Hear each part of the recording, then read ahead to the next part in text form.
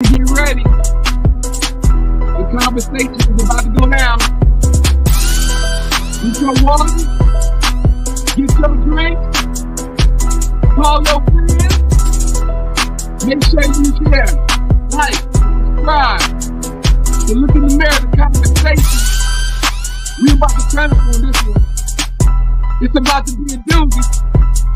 In 3, 2, 1.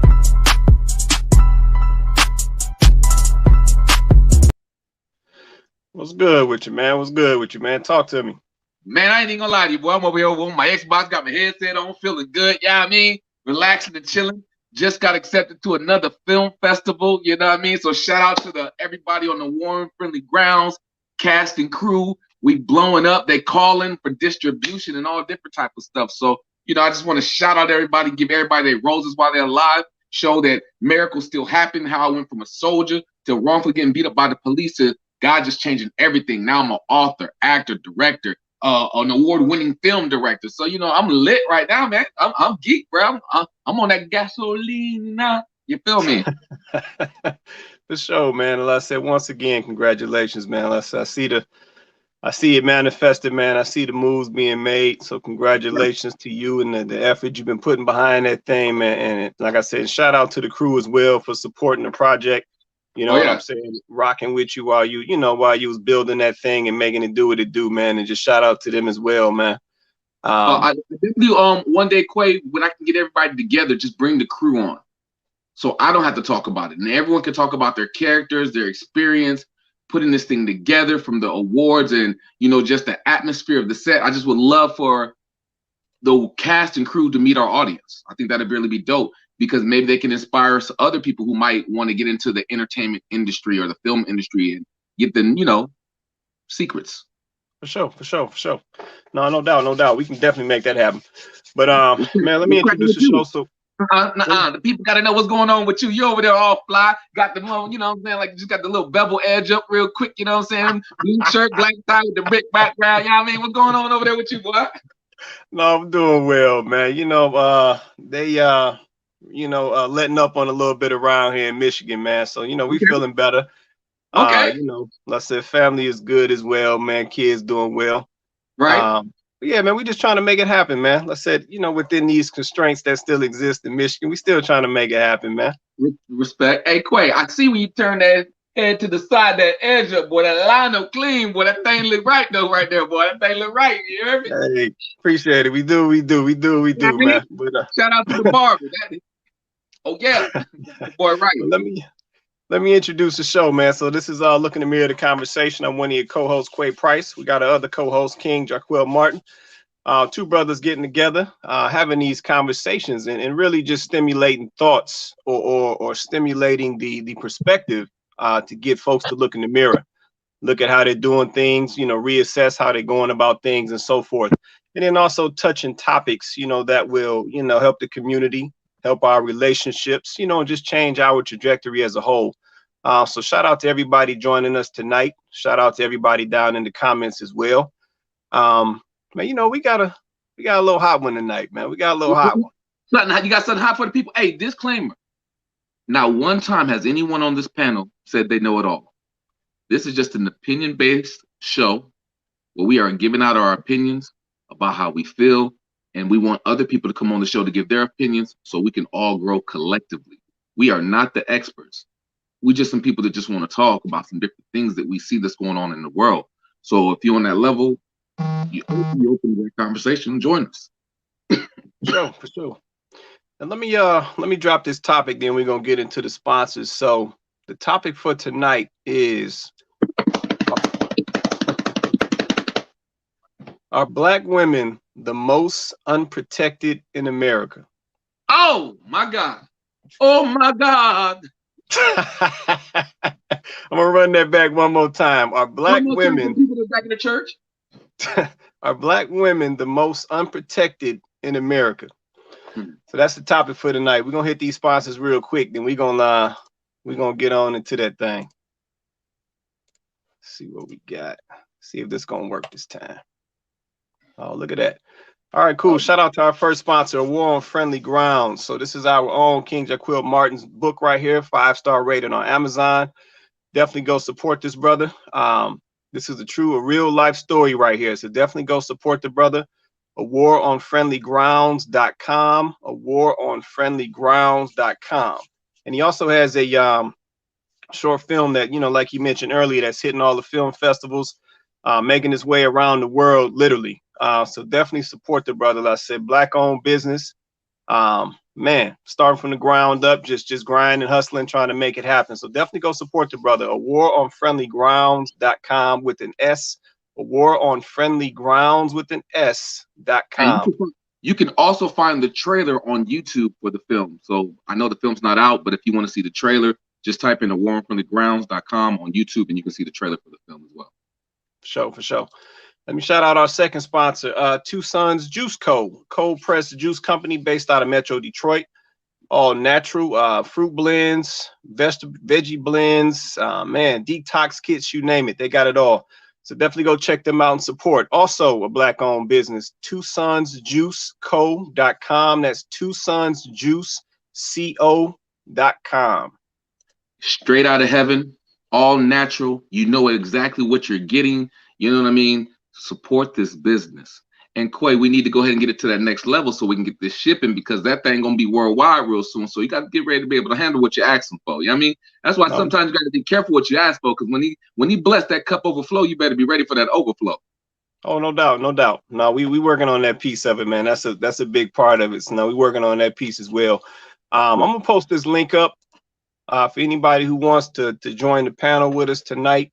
Come kick it. I'm gonna drop a couple comments down in the lives as well. Okay, get the people right, Quay. Get the people right. Get them fully equipped. Yeah, let me see here. The most beautiful thing about joining the show, it's a safe space for you to give your opinion. Now we get a little animated, we go back and forth, but that's part of the conversation. Everything's not going to be just roses and bubbles all the time, but at the same time, everyone would be respected. It's a safe show to give your opinion, and we love everyone's opinions, because the more you can look at this, you know what I mean, from different colors, the more beautiful the picture becomes. If it's only one color, then it gets a little bit dry and boring. So we come color with us, come share with us, come learn with us, come grow with us. Make sure you like and subscribe. For sure. And let me do one more thing real quick, man. Then we're gonna get into this. All right, do you think? I see we got a couple folks in the comments. I see Nakia Middleton. Shout out to you, Nakia. She was throwing a shout out to Two Sons. I don't know why she's not coming through our feed. Hey, let me do something real quick. Not a problem. Hey, Nakia, come join the panel, man. We want to hear what you got to say. Your voice is powerful. It's important. You can touch a crowd that we can't touch, because your voice is meant for someone different than ours. So if you want to come up here, come kick it with us, come laugh with us, come join the show, you are more than welcome. We appreciate y'all's support. All the subscribers, all the followers, all the new members, all the old members. You know what I mean? All the mothers in the front pew of the church who here. We support you. We support y'all too. We love y'all. Yeah, I'm gonna drop you this feed, Nakia, just so you have it. Hey, Nicole, hurry up, because Quasi need help. IT trouble. IT trouble. Hold on. Hold on, man. I done talked her up. Hold on. So What's going on with you, Nakia? Peace. How y'all doing? Welcome. How are you? Welcome. I'm good. So it's my first time on the show. Yeah. This topic caught my. I'm like, now I got to come on and give my opinion, on this topic. So it's really the topic that caught my eye, because it's definitely something we talk about and experience on a day-to-day basis. So I just figured I'd tap in with y'all. Y'all doing okay? Oh yeah, we doing well. So you do know this topic. I am gonna provide some context to this topic, though. So you might come with the facts. Okay. I got a whole situation. I got a whole situation tied to this topic. So we're gonna get started with this. Honestly, because I would say. So I did a protest towards the beginning of the pandemic, and I made a status that kind of ruffled a lot of people's feathers. So I have a situation myself. I'm definitely willing to dive in. Let's go. Hey, I'm sipping a little bit too much of my plastic cup. Hey, translate for you.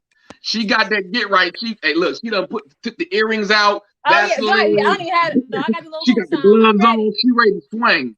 You heard me? Her first statement, we're gonna have a good time. Look, Quay. Her first statement was, "You better come with the facts." Okay. Yeah, there you go. Come with the facts now. Man, this boy about to get heated. No, it's good. It's been a while since, probably a couple months since I talked on the podcast. So it's good exercise, and it's an awesome topic because it just isn't. And actually, Malcolm X, I think he's for sure the one that said the Black woman is the most disrespected. And he said a lot of other things. So it's not something that we're just experiencing today. It's something that's been experienced over years. So it's definitely some truth to it. So, like I said, tap in. I'm here.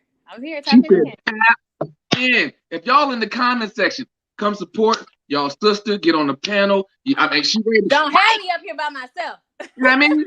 Look, she let y'all know she is out there protesting. She not playing no games with it. Y'all get up here and support. Where Nicole at? Where the first lady at? Where Christina at? You know what I mean? Where the people at? Nicole is, and it's crazy because I talked to Winfred about how I figured out who Nicole was. And I'm like, I would have never even known, Quay, that, I don't even want to speak about it because it's on the show and I think it's purposely set up that way. But I'm just like, that's crazy that y'all do this together. I think it's dope. I appreciate it. Well, like I said, I'm gonna throw this disclaimer out here right now. So like I said, we're gonna touch on both sides of this topic. We got two sides to this topic. So I'm gonna touch on both sides. I don't know. I'm trying to figure out though. I got folks commenting, but it's not coming through the feed. Though. And that's the only thing I can't even see the comments now. So I can't. Yeah, they're not all coming through. I'm trying to figure out why that's happening. Nicole, please come help Quay, please. No, man, don't call Nicole, man. Is she in technology as well? Yeah. She over here trying to work me out. I'm saving. We got to be Superwoman now. You know how we are. See what I'm saying? All right, here, hold on. Let me get him this other feed, and then we're gonna get into this because there's something going on with the feed. So my comments not coming through on this feed, but I think they're coming through the other one. So hold on a minute. Can I turn my camera on and off? Is that a distraction? No, go ahead. Okay. It'll just be on and off. So King, I hear you have some stuff going on. Is it stemming from this podcast or this stream or some other things that you're doing on the back end? On the back end, so I wrote a book.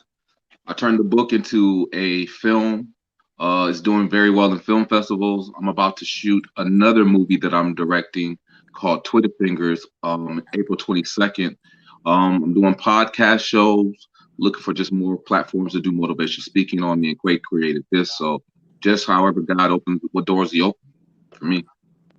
Absolutely. That's phenomenal. That's good. Yeah. I'm gonna have to get you. See, one thing, I can't stand subscribing to stuff. Like I'll be on stuff, but I don't like subscribing. I definitely need to follow some of the podcasts on those streaming platforms. I just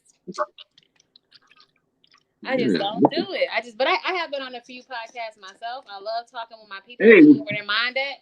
And really, because really what we're doing when we're doing this, we're really spreading love. Spreading love and knowledge to the community to make sure we're kind of all on one accord. So we got a celebrity in the building, Mr. Lavelle Bell. He is a famous drummer. He is also a preacher. He has his own publishing company. Y'all need a book done. This man will take care of you. He actually published and helped me with my book, A War for the Ground. He's amazing. So I appreciate him showing up in the party and just participating and coming to have fun with us. That's awesome. Yeah, I see your comments now. All right, so let me get into this. I'm trying to get everybody. Like I said, everybody in the comments. I did drop a link to the other feed, so if you can join that feed, I think your comments will come through. And just respond to Chloe. Yeah, I can't see everybody's comments yet. I think it's the feed that they're on. There's some type of feed issue going on. But let's get into this. I don't want to have keep folks waiting too much longer. All right. I'm gonna tell you what it is, Quay.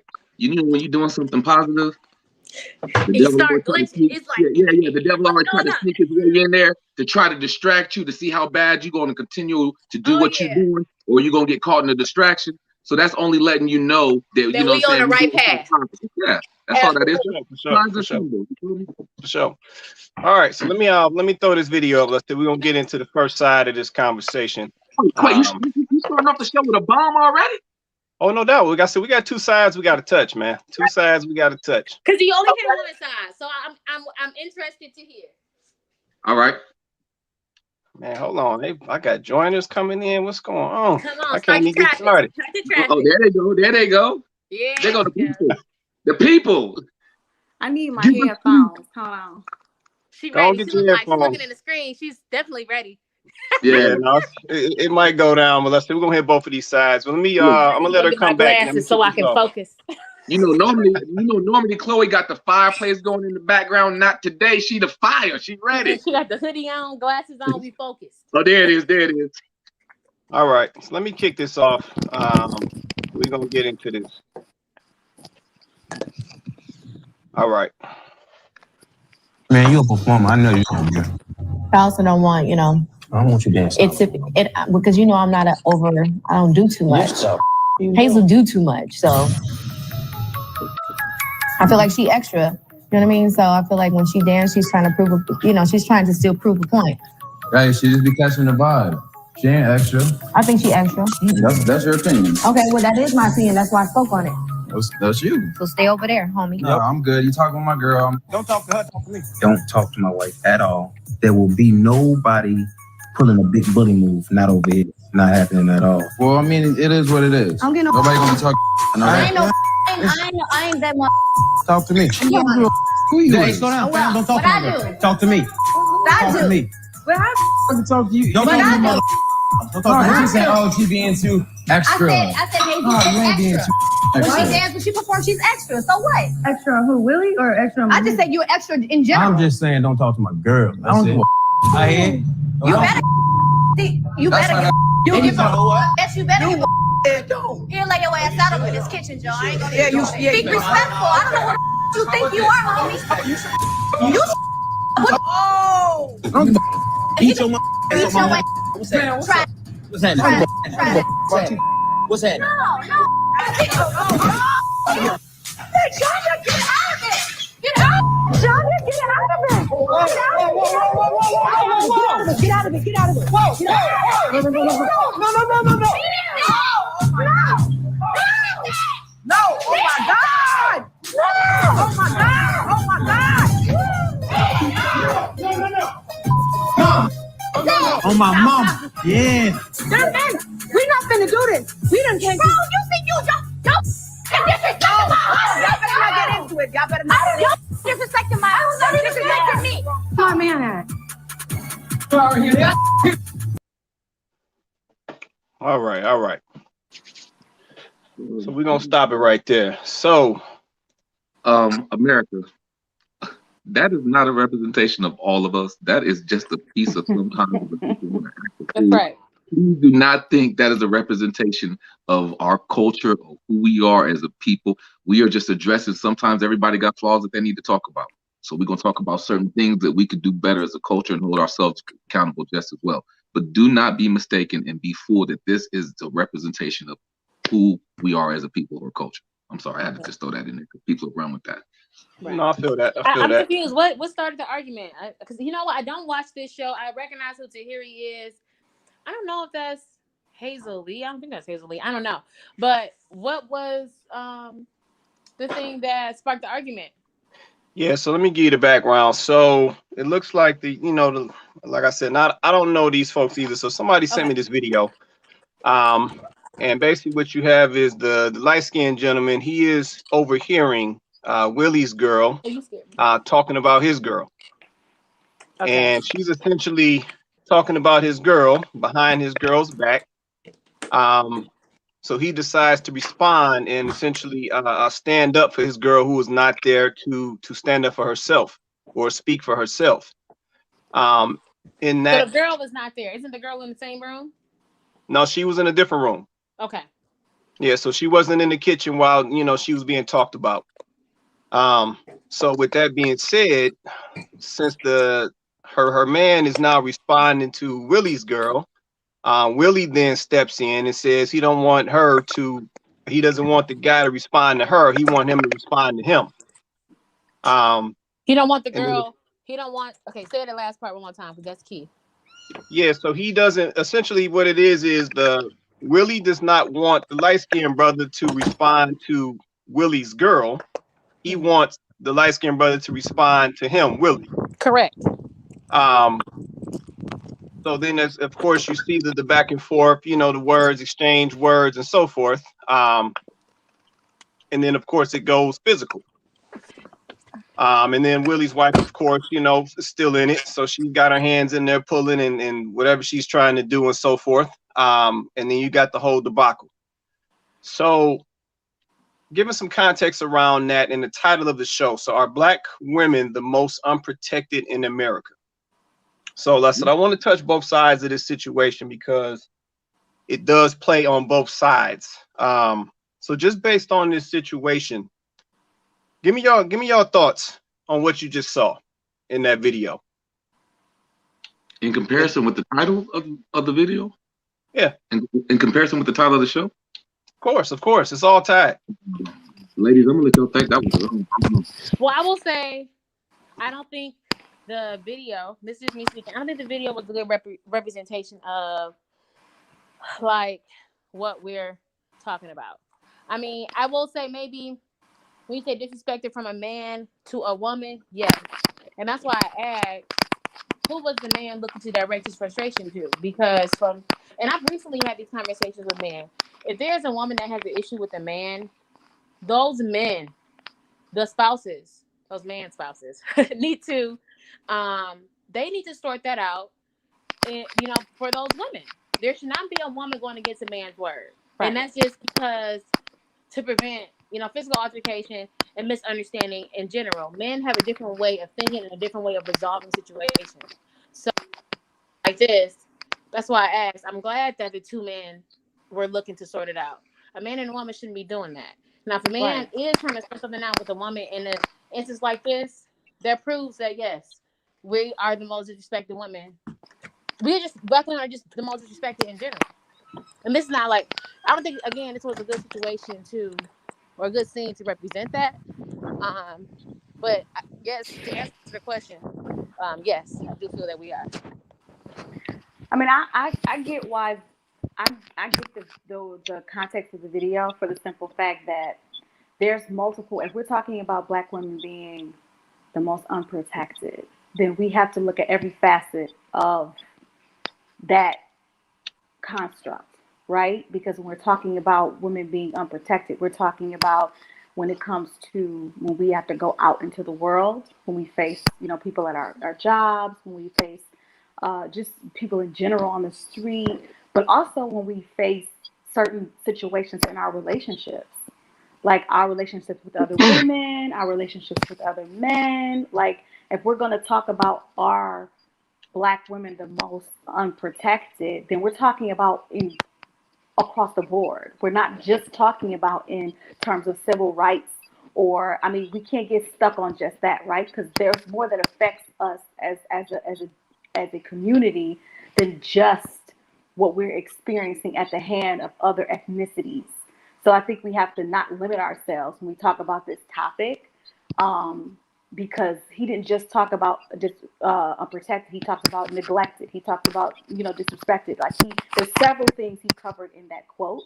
And if we're going to talk about that, then we need to, you know, consider it from different perspectives.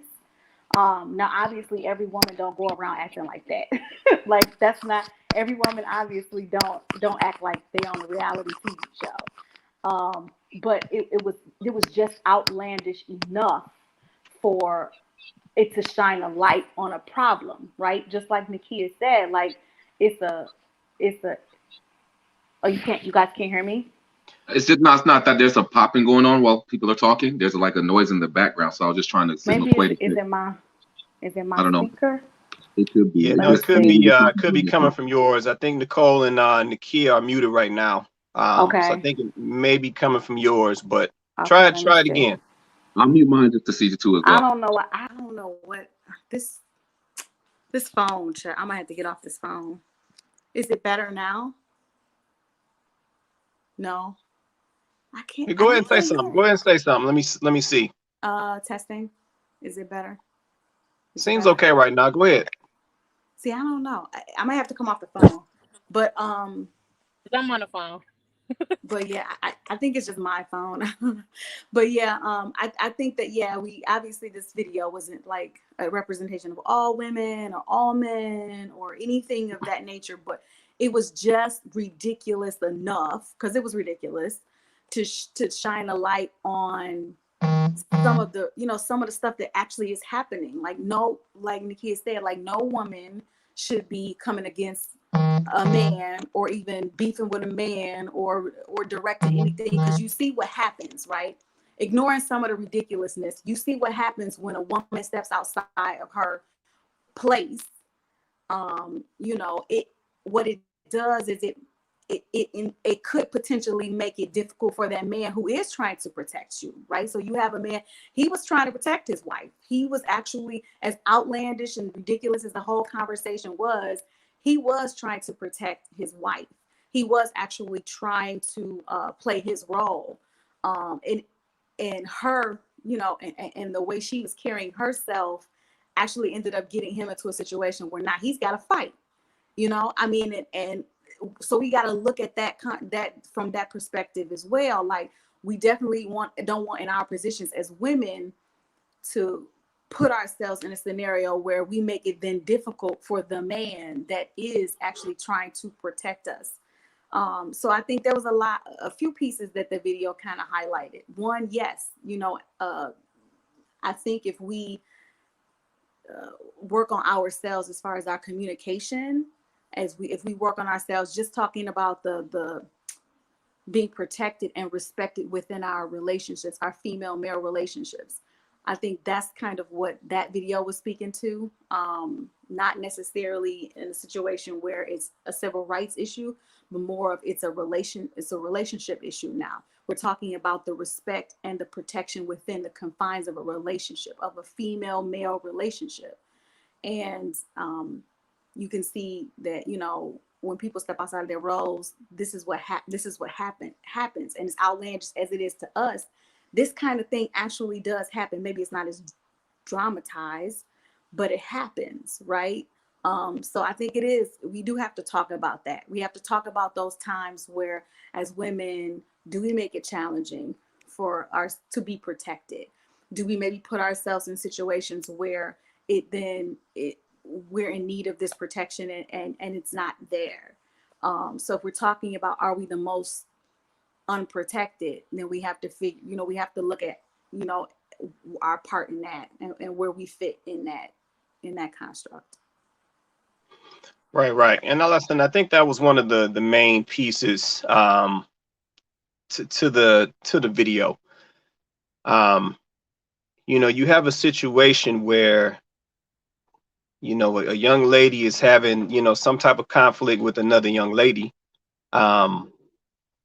And her man steps in to essentially defend for her. But at the same time, he's now in a risky situation. Because once again, for me, when we talk about being the most unprotected, a lot of these things come back to roles. They come back to knowing your role and what role you play in situations.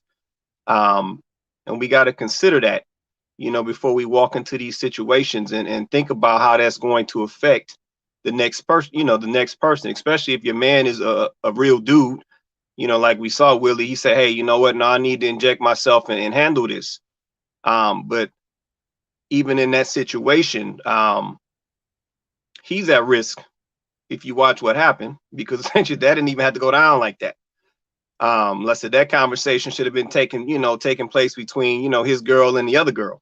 It really didn't even have nothing to do with Willie or the guy. So like I said, we have to consider that part, because once again, we do have a lot of good dudes out here who are all for their men. Come on, unmute yourself, man. I said, I see where you're going. Now it just hit me where you're going with it, because the two dudes were the ones wound up fighting in this video. Just for this, and now I understand why you said I'm only speaking about this particular video, Correct. not the whole scheme of that scenario. because in this video, only speaking on this video, both men actually stood up for their women. Correct. And then they both put themselves in harm's way, standing up for their women, while one woman was just in the background gaslighting or whatever. And because she overstepped different roles and boundaries, it put two different people that had nothing to do with a scenario in a dangerous situation, is what you're trying to come from this perspective, correct? Correct. I see where you're coming. Yeah, and like I said, we got to think about that, because like I said, when you look at these things foundationally, this, once again, they all come back to roles and understanding your role in these relationships. You know, unless I wish oh, actually I think she is back. You know, another thing that I thought that was really interesting, Quay, that you were pointing out was, you know, we have to understand that even though this is reality TV and they set up a lot of fake fights, they set up a lot of fake things or whatever else, TV is only a reflection of what actually happens in the real world. Correct. So I don't be fooled or deceived that, oh, well, that's just a TV show. And this is that scenario actually really happens, and that's why it was displayed on TV. And that's why it's relatable to some people, not all, but some people understand that scenario because they've possibly been one of those four characters in the situation before in their life. You know, so you want to defend your girl, you want to let you know that your girl that you're her protector. You know, and when he's protected her, like, hey, don't talk about her like that. Well, I'm gonna get my man to do something. That changed the whole situation from a basic conversation, and now the situation has been heightened, where you have two dudes that didn't have to do with anything fighting over a situation that, from the root of the beginning, had nothing to do with them. Correct. Yeah. Yep. Listen, that's the piece that we gotta think about. Like I said, once again, this comes back to roles for me. Because we all got different roles as men and women, but there's also a level of responsibility that comes with those roles. So we got to think about, you know, these situations as we approach them, and it's like, you know, there could be some fallout from this situation, right? This may end up involving, you know, my man or my girl, you know what I'm saying, in this situation. So we got, like I said, we got to be aware of that and think about just how we moving out here. You know, in these particular situations, because they can take a turn. They can, you know, as we just saw in that one, they can take a turn for, you know, for the worse. So yeah, just real talk. So that was the context from that video. So I know it, you know. I think it hits on, you know, it was a great video, quite absolutely. But I think it hits on the part where, and it's crazy because, like I said, I've been having these conversations with my male friends more frequently recently. Like, I would prefer to see what happened in the video happen in most situations. The man needs to talk to the man. Now, the women need to understand you can't be creating all this drama and friction, because then you see what happens. The man and the man are fighting. But if you have two level-headed men who understand what's happening with their women and how emotional women can be, because that's our role, is to be nurturers and emotional. If they understand that and they're able to sit down and resolve the situation, then that approach that guy took would be good, and the situation would be killed at that point. But everybody is not on that level frequency, you know. And so that's the point I think that video have. Now, Chloe was talking about other aspects. That's what I want to dig into, because I've spoke about many of times having to, you know, fill in the roles of the man. The man is our protector, you know. And so when those men are absent, that creates a more alpha woman, because she has to protect herself. And in my instance, as a single mom, I have to protect my cubs. And so I think that you know, I shouldn't have to do that. You know, I shouldn't have to have that protective, you know, ability under my belt. That is the role of a man. And so when that man is absent in the household, or that man is not with that single woman, whatever the case may be, we lose that protection. And so that leaves us unprotected. And like we spoke about earlier in the show, I experienced that when I had my protest. I made a status and I said, you know, I held a protest, and where were you, black man? And people were thinking I was physically talking about that man being there, or there wasn't enough people there. It was a great turnout for the protest. That wasn't my point. It was, my point is, where is my army? where is my protector? I'm looking left and right, and if something were to happen to me as a pregnant woman protesting for us, actually for the black man, because of the things that was happening to our men. So I'm out here standing for you, but where are you standing for yourself? I don't see you left or right or in the crowd. And so, yeah, that leaves. We're always speaking for our men. We're always standing, and we're unprotected. Not only in that aspect when we're fighting, but also in our households. And it's something that's been generationally embedded in us, and it's something that we need to conquer. Oh, you trying to? Okay, I see you trying to take it somewhere. I ain't playing with you. I ain't playing with you. So, I think Nakia brought up a good key point about if the two men were level-headed. So I think protection could have happened in another way, where if one of the males were level-headed, that they could have just checked the female right then and there and said, "Hey, I see this going real left. I'm mature in the situation. I see what type of guy this is. I know what type of woman you are, and what we're not gonna do today is have a fight. So we're gonna excuse ourselves. I'm gonna tell you how to handle this better, and we're gonna go about our way." So you're That's saying a also man should protection have as did this? well. Okay. Amen. Absolutely. Wait, hold on. So you saying Willie was supposed to do that? He could One have. one I of like them that was approach. level-headed, because I felt like the turning point was when, I don't know, again, I don't know the show. I definitely don't know the show. Yeah. But I guess from my personal experience and knowing me, really kind of dealing with my sister, I'm not gonna throw her out there, but knowing the personality, I could kind of see, like, I feel like the situation really went left when the person said, "Well, what did she say?" I said she is dramatic. It could have been in general, so, or I don't care, however way, like that. But she's right. If I was the other person, I would have been like, oh, "Okay, I see what type of female you are. I'm not gonna fight because I don't do that. Hubby, if you want to handle this situation, I'm gonna go this way. Thank you." But she also threw him under the bus. Like, you hear the part when she was like, "Cause he'll wipe the floor with you," and it's like, wait, whoa. But Now that you goes back to how she was. I'm like, you're putting him at a risk, and you still mouth enough. So I'm like, he probably felt out of way, like, dang. Well, now he got so. Well, now you put him in a situation where really Exactly. you're wrong. You're in the wrong. But now you've put him in a situation where he has to defend you, right? Because he's not about to let no dude talk to his wife, right? So now he gotta defend you, even though you wrong, sis. So I mean, that was all bad. But that reminded me of that movie. Every night I got to fight to prove my love.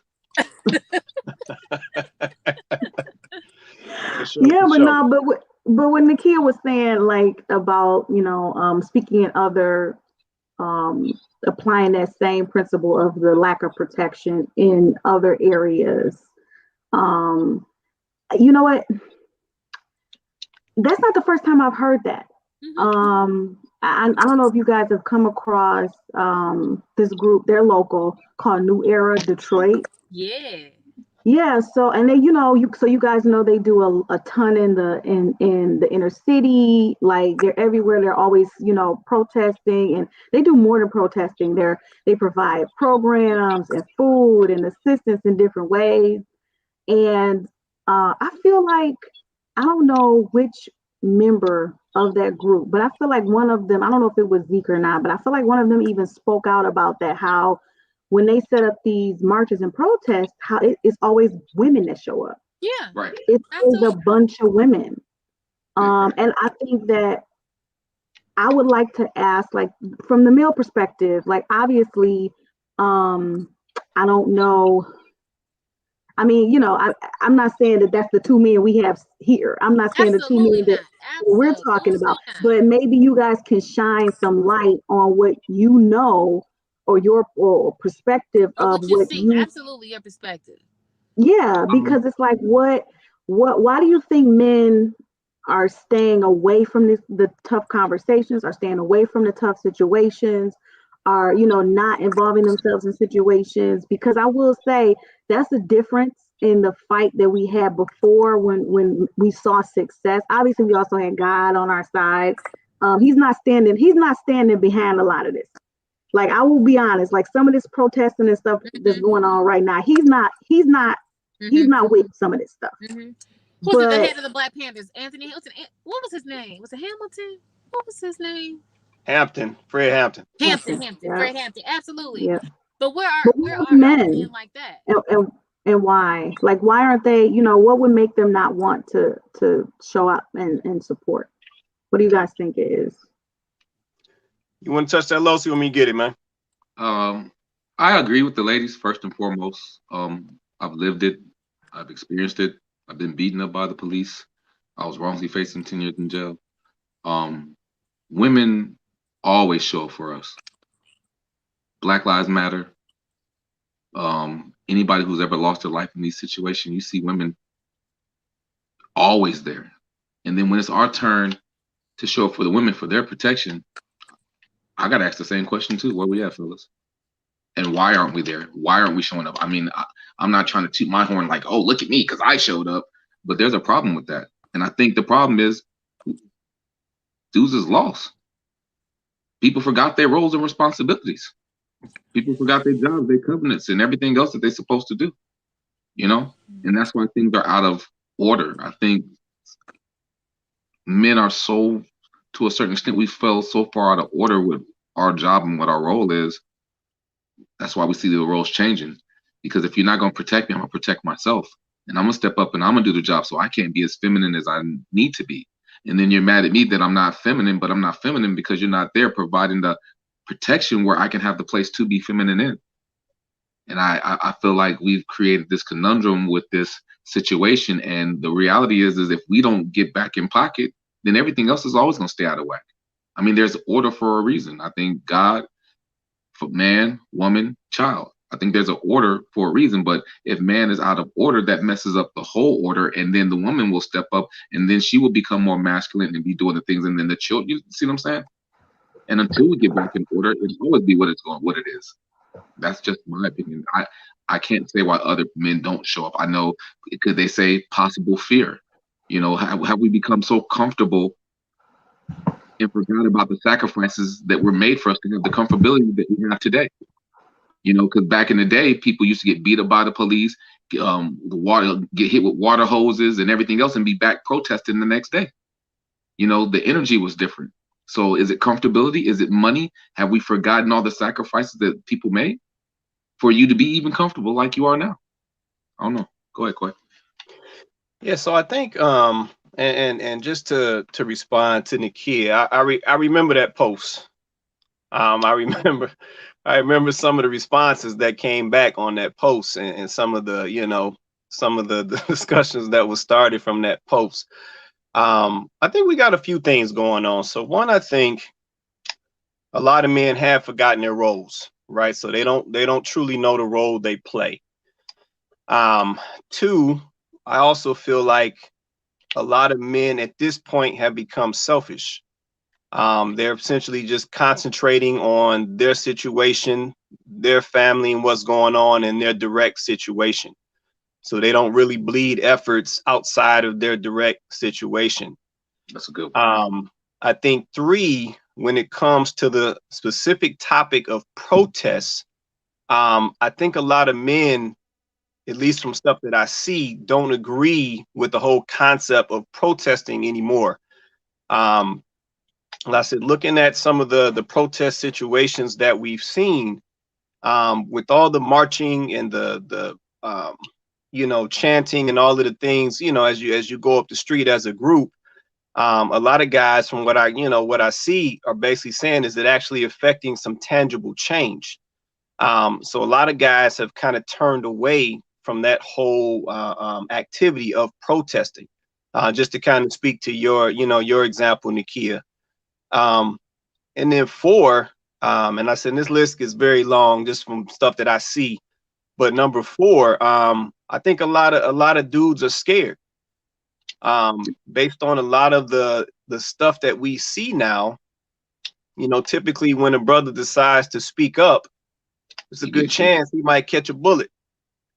So a lot of guys now, I think they just shy away from that. Now, don't get me wrong. You're always going to have isolated situations, like a New Era Detroit, right? So, Zeke and those guys, they out here, so he got his troops together, started in Detroit. Now that thing has grown across the country. So they got chapters in all different states now, essentially urban areas of the country. All I said, salute to that brother since I'm bringing him up. Definitely. But yeah, I think a lot of average dudes, I think they just scared out here. Being the 4th point, and like I said, they don't even want to get near it, because based off the examples that you see, there could be some repercussions to that situation. So those are just the things that I see. Do you think that there has been, and I mean, because we have to talk about this part, right? Like, we have to talk about the systemic, effect on this, right? PTSD. Like, we already know that there has been conditioning that we have unfortunately had put against us in terms of our relationship dynamics and the division that certain situations in this nation has caused amongst men and women, especially Black men and women. How they, the whole welfare and child assistance thing, and what that did to the Black man, Black woman relationship, and taking the fathers out of or encouraging the fathers to not be in the homes, in efforts for women to be able to get this assistance, and efforts for women to be able to get the WIC and the public assistance, and those types of things, and programs like that, or placing women in situations where a lot of times they can get better jobs, they can get better financing, they can get certain loans that men can't get, like, and making certain opportunities a bit more available for Black women, as opposed to what I'm sorry, I was distracted. As opposed to what we're seeing right now. Like, I wonder, how much of this do you guys think is sort of outside of just our own individual reactions and control, and how much of this is systemic? Because we do have to factor in, there's a lot of division being caused. Just the fact that Black men feel intimidation, so much so that they second guess wanting to support a cause that they may feel strongly about, but they're concerned that their presence will bring a whole nother level of problems to the situation. I think, do we have to entertain the fact that some of this is outside of us, and how to handle that type of situation? It is outside, of us, because I've heard, men say, yeah, I'm gonna abide by what the cop says, or I'm gonna do what they say so I don't have to go to jail, or whatever the case is. I've heard Black men say that. So that plays a part in it too. But it's still also a systematic thing that we've been, up against. So I don't know. It just really has to be a change at the root, at the foundation. And there's so much denial. In that status I posted, Koi, there's so much denial. And this is the truth. This is a perception of the Black community, and it's a perception because it is true. It is ridiculous how much we have to do to feel protected because the lack of. Here's the thing. We got to look at, and I'm so happy that Chloe went there. We're not that far removed from slavery. It wasn't that long ago. It only shows the system that they built works. The divide and conquer works. And right. I hate to quote Kanye, but he brought up an amazing point. They made us love their wealth and hate ourselves. And we're so busy trying to chase the bag, we forgot who we were as a people. We forgot what love is. Man, it's crazy, because even when I got beat up by the police that day, and the things that I went through in my relationship during that time was like, well, I felt like you couldn't protect me. And I'm like, what more could I have done? Because of anything else I would have done, we would be here today. we would have died, you know. But as a man, you still, I can't, you know, honestly, let me just be real with y'all. I can't explain how I felt. I, like we talk about slavery and we talk about police brutality, but it's different when you live it. It's different when you actually have the experience. It's like the building's on fire, but it's a different experience for those in the fire. I still have survivor's guilt. I still wonder if I did the right thing or the wrong thing, or should I have died that day trying to protect what I thought what I was supposed to protect, you know? So the system and how they've constructed it and how we are handicapped has always been to destroy the Black family. And what we're living in is That's the right. evolution of what they constructed a long time ago to a purpose. Because now you don't have men taking care of their children. You don't have men at home. You got women taking care of all the children, and all the duties fall on the woman while men are locked up. Yep. You have the war on drugs, which is really the war on Black people, or on Black men, should we say. There's a lot of Black men to continue to divide the home. You have financial situations when in a relationship, finances create stress in the home where you got to rob Peter to pay Paul. You have movies like John Q. When the boy had his emergency situation with his heart, and the wife was like, do something right now, do something for your family, and he had to go do. You know what I'm saying? And even doing the wrong thing sometimes is the right thing, but it's the wrong thing. But for the situation, it's the right thing. You know what I mean? And it's so much oppression from the redlining, from the Oklahoma bombing, from everything that we've been through, from going to jail, from how, no disrespect, but it is what it is. How people get counseling while we get locked up. You know what I'm saying? Well, when other races are on opioids, they get counseling, but Black people get 10 to 15 years. It's a difference in how situations are handled. And it wears and tears on you. You know what I mean? And eventually, we are where we are based off of what we stopped fighting so long ago. And then we wonder why the result is what the result is. Well, if you don't pull the weed out the garden, something's going to grow. That thing's still growing. And it hasn't been addressed, and that's why this show is so amazing, so we can address these type of things, but we can't just stop at addressing it. We do got to get in here and do some work. We do got to get on the couch and get some healing. We do got to start loving each other and loving ourselves, but we don't know how to do that because we don't know how to look in the mirror no more. I was gonna Go ahead, Nicole. I was gonna say a big part of it I would say is denial, and then maybe people, are starting to think, it's so much to do. Where do I start? Or Yep. I don't even know where to start. So I'm just going to sit here and just continuously let it happen. Yeah. Mm-hmm. Yep. And I think I want to say this too. I want to say this, and I'm going out on a limb saying this, I'm sure. But I think in general, I think men want to protect women. I actually don't think Black men don't want to protect women. I actually think that Black men do want to protect women. I think what is happening is a lot of the stuff that we've already talked about. I think, they've been so effective, right, at intimidating you guys and like you said, wearing you guys down. And, I think they've been so effective at those tactics that now that's what we have, right?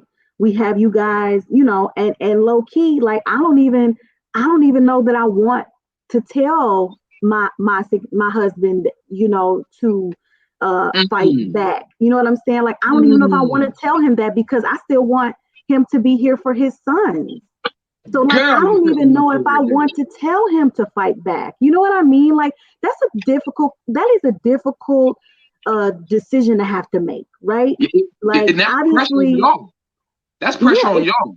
It's difficult. Like, so do I want him to protect me? Yeah, but I mean, do I want him to come home, or you know what I'm saying? Like, it's a really hard. It's a hard. This is the reality that they've given us, right? Right. And I want to touch on this and get you guys' opinion too, right?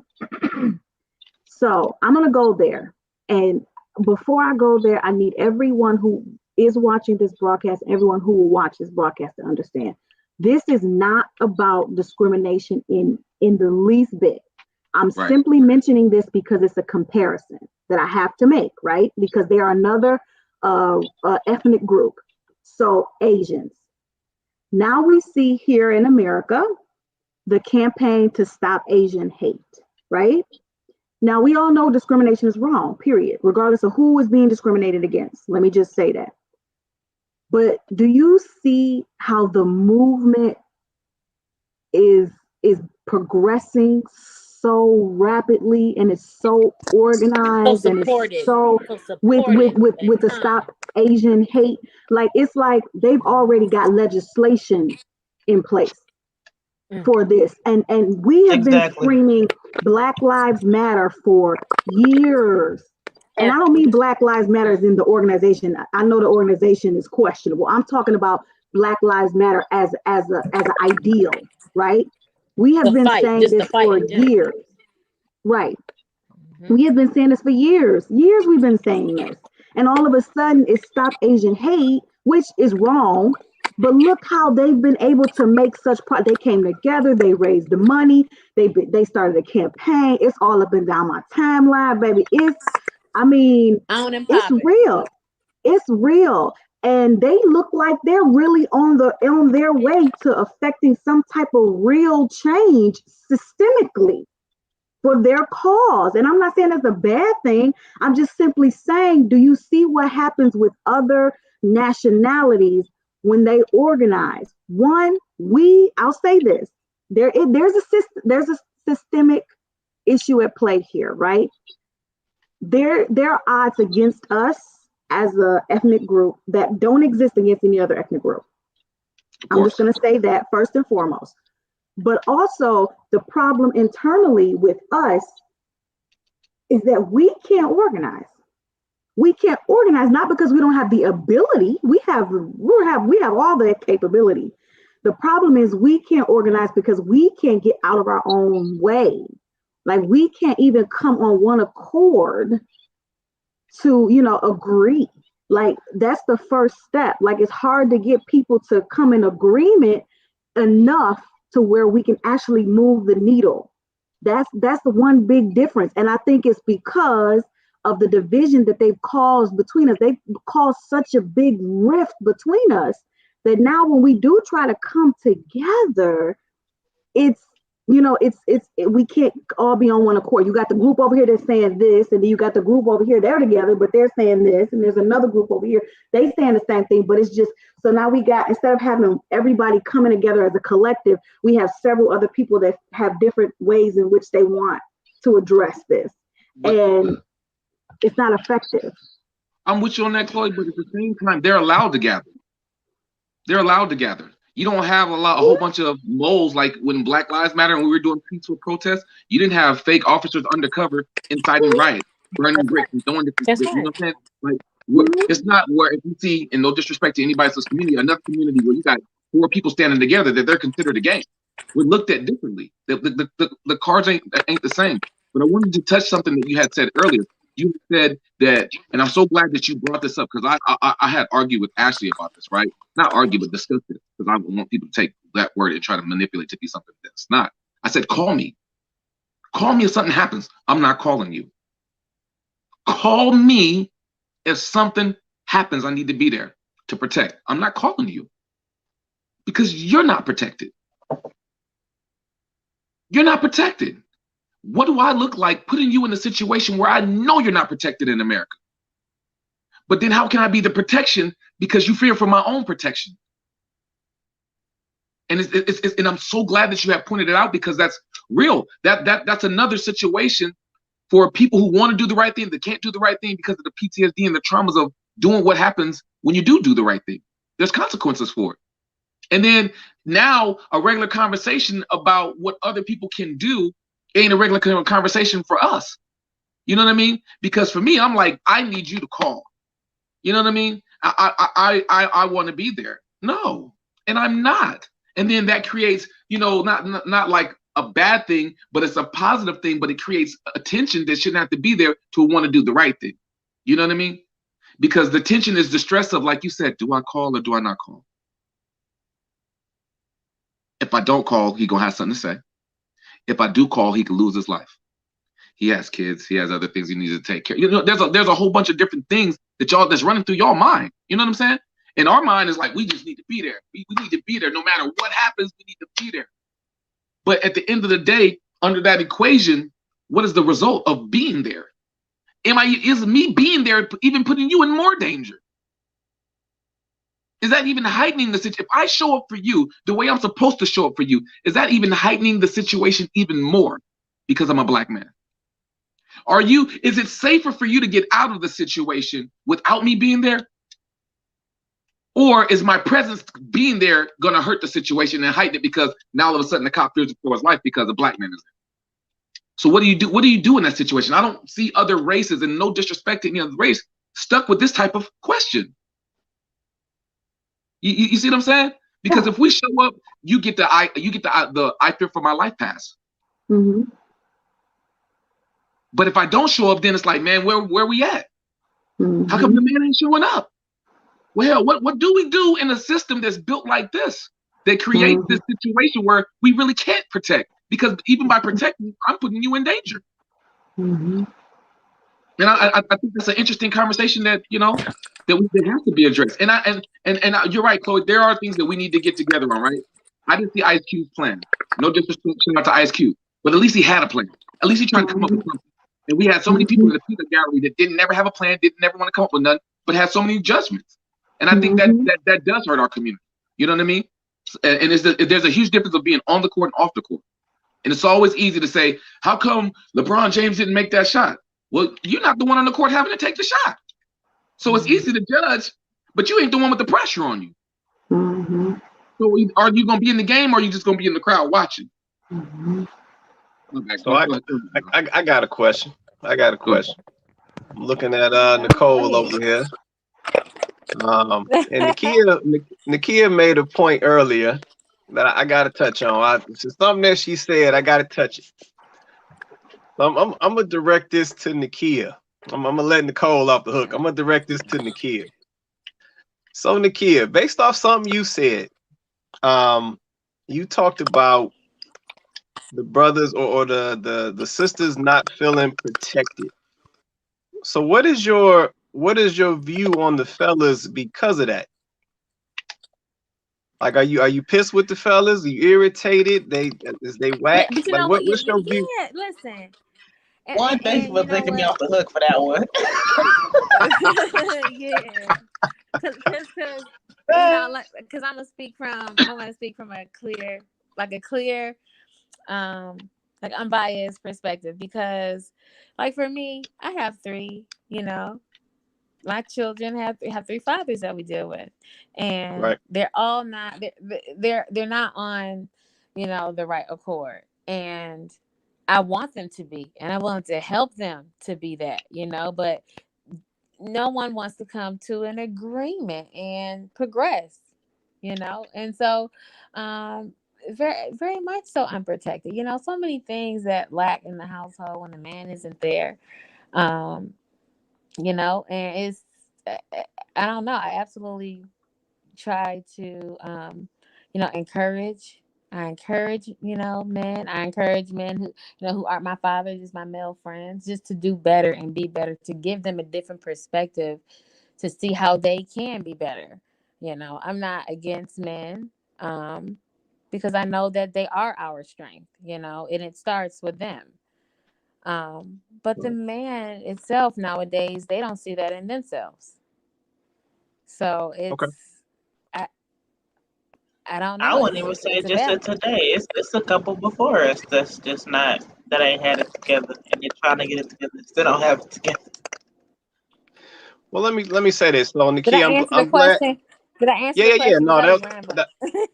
No, that was good. I'm glad you said what you said. That the men are needed in these households. So to all the men watching this show, I know you may be in conflict with somebody. I know you may be, what's the word, bucking, beefing, whatever you want to call it. But you got to be active in the household. If the kids need you, even if that's your ex, your wife, your girlfriend, whatever, she needs you.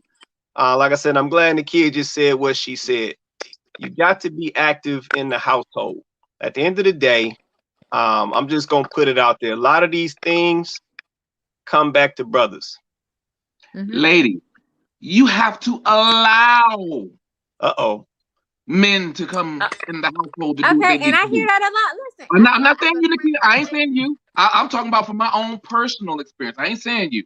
I'm not. right. Sometimes, And I'm speaking to the woman too. I'm absolutely yeah. absolutely speaking to the woman too, because I didn't read some crazy stuff. I didn't see some crazy stuff. And I said, this is how we're thinking. Because I'm going to say we, because I am a Black woman and I am out there with them. I'm thinking, they don't know I'm in a crowd thinking differently.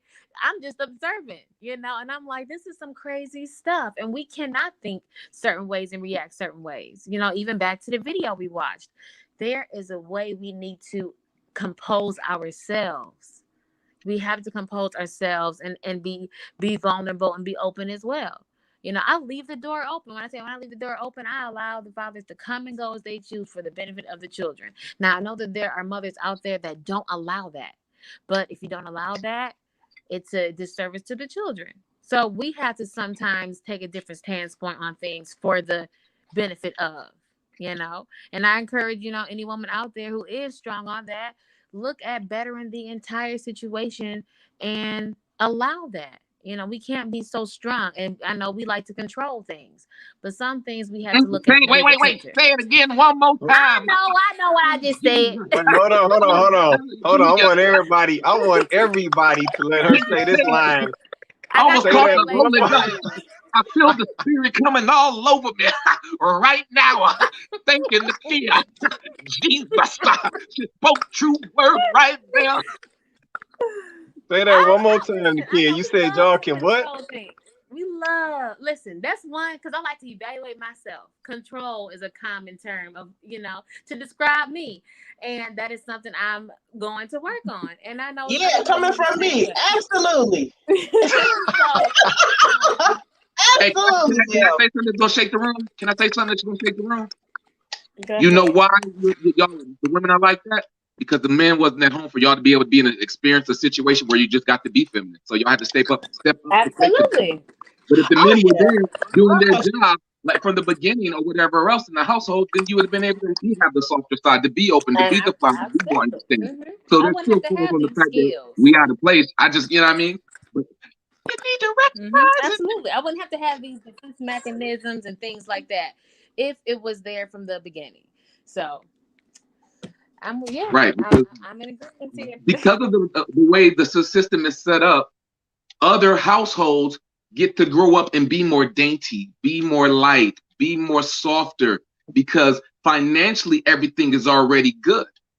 And when finances are good, it's easier to be able to provide dresses, dollhouses, and all the little girly things, so that way you can experience your femininity freely.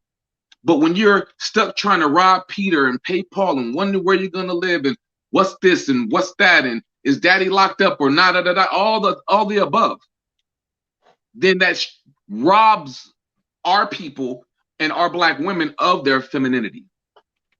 To be able to be softer, to be able to be more understanding, to be able to not have to pop off so quick when something don't go their way, or emotionally, to be more emotionally in control. You know what I mean? Because they're able to practice these different things because they grew up. It's a muscle, and because you had to develop a different muscle, as far as taking control. I'm going to be okay. I'm going to be right, and I'll call that muscle survival, the surviving muscle.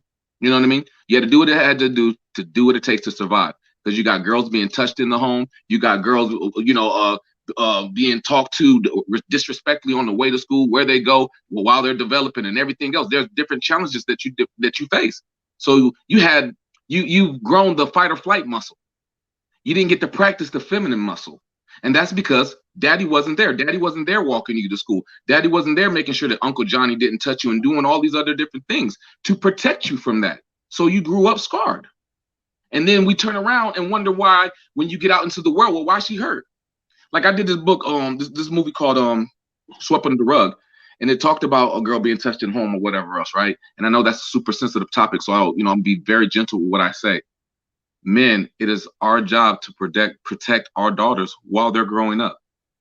because when they face these different type of experiences, they look at the world differently. And it's sad that when they get out in the world as an adult, it's easier for a man to call them out their name than to actually get to know their past. Because if they actually knew what they've been through, they would talk to them differently. Because if you couldn't handle what they've been through, then you need to move out the way for the right king to be able to step in, to be able to help her heal through that trauma.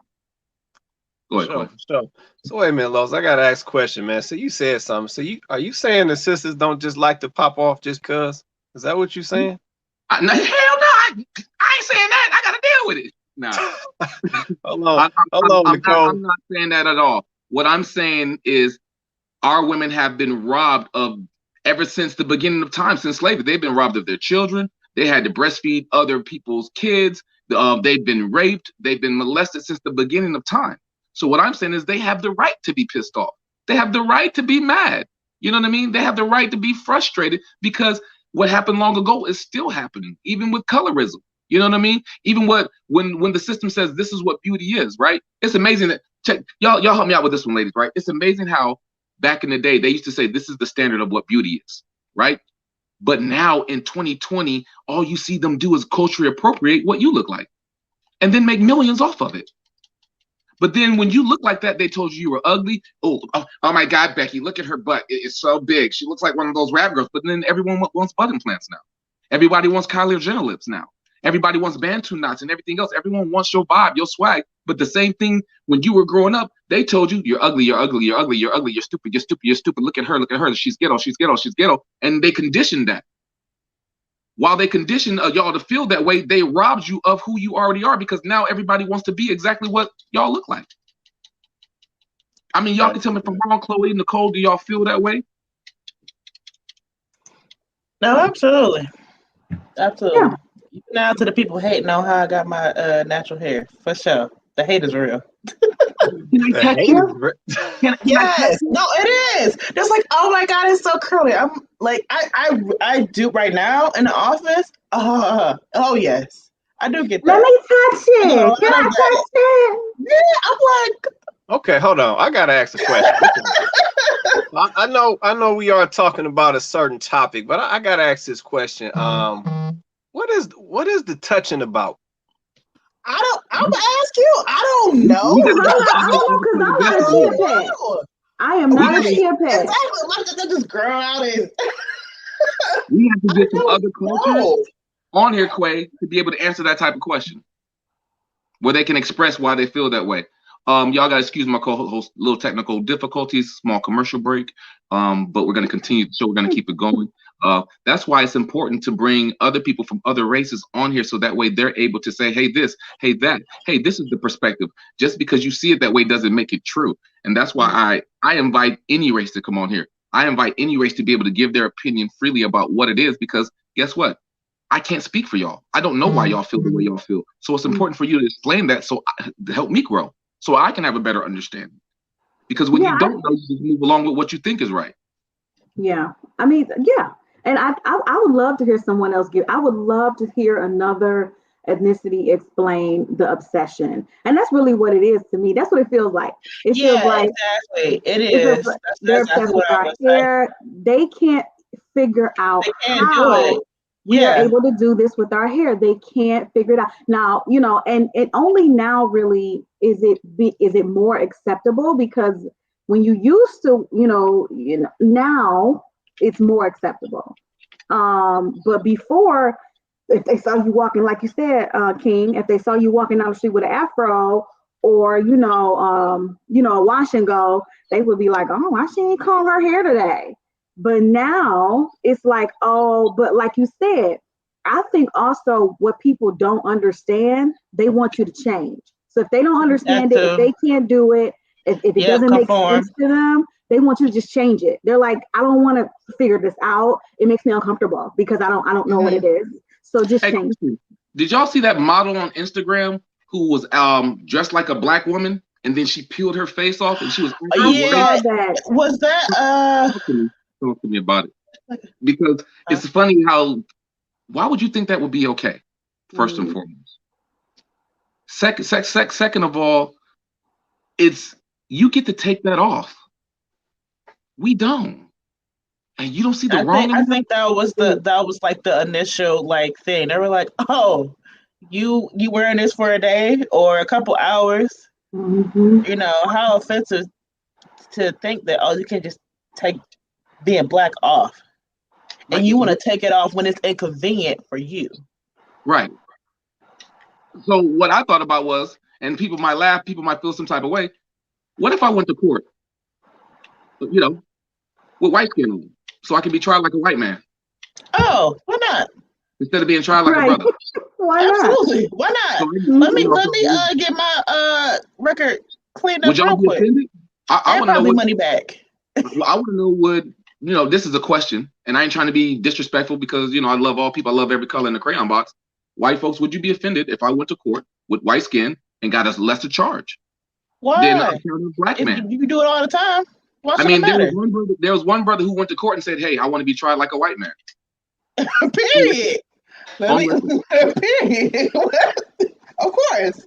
That's our request. Do I have any final words? Absolutely. I want my charge to be as a white man. Thank you. I would like any of my white. Case of a white man. I want that penalty.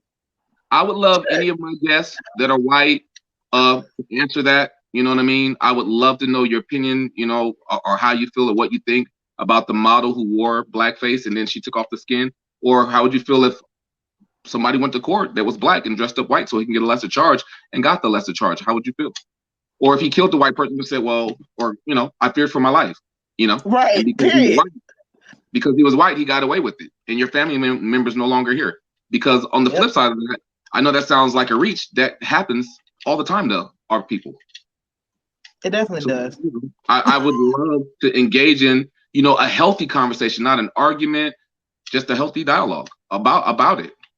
Because I feel like when you have healthy dialogues, you're able to find a nucleus. You're able to find a common ground. We're able to find a silver lining, which can create the change. And shout out to the Asian culture who did get in there and start getting their laws changed, for a better situation for themselves.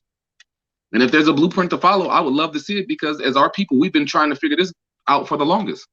The LGBT community figured it out. The Asian community is figuring it out. And if they have a blueprint to figure it out, I would love to follow the blueprint, because seeing Black Lives Matter on the street don't mean nothing to me. You're not going to get that blueprint. Yeah, I'm not saying that sarcastic.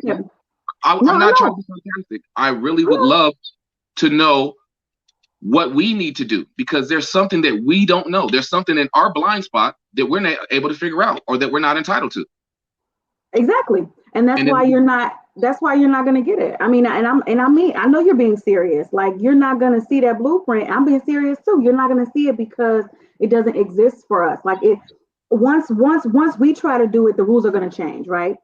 Like, instantly the rules are going to change. The minute we start to go down that same path, even if we do, let's just say, let's just say we do come on one accord. We decide, we're ready to come together and do this. The minute we all come together and say, okay, we're ready to do this, the rules are going to they're going to change. They always do. They always move the finish line. Every time we get a little bit closer to it, they always push it further back. Because at the end of the day, in this country, say it again. I'm sorry, I didn't mean to cut you off. I'm sorry, I thought you know. I apologize. I'll wait. I have a question for you once you're done. Okay, yeah. No, I was just saying, they always, in this country, they have profited so much off of the conditioning and the division and the turmoil that they have put us through as a race, us specifically. They have literally profited off of our tragedy, off of our suffering in this country. They built it this way. They literally built it off of our backs. They literally did it like this. That's not even an exaggeration. Their whole banking system, their whole the Wall Street, that was all built off of owning slaves. Like, we were the commodity. Like, the reason why they have their wealth is because they made so much flipping money from slavery. They made so much money off of us. Like, people don't know that, this money this generational wealth that they were born into. Like, a lot of people, if they traced their lineage back to figure out how Grandpa Paul has so much money, they would find that the origins of their wealth lies in slavery. They're not about to let us be free. Not to mention the additional element of the fact of if we was all to come into the knowledge, the biblical knowledge of who we are, and as far as in relation to God's people, if we were to come into that understanding and that awakening that we are his chosen people, that the Jews left black and came back white,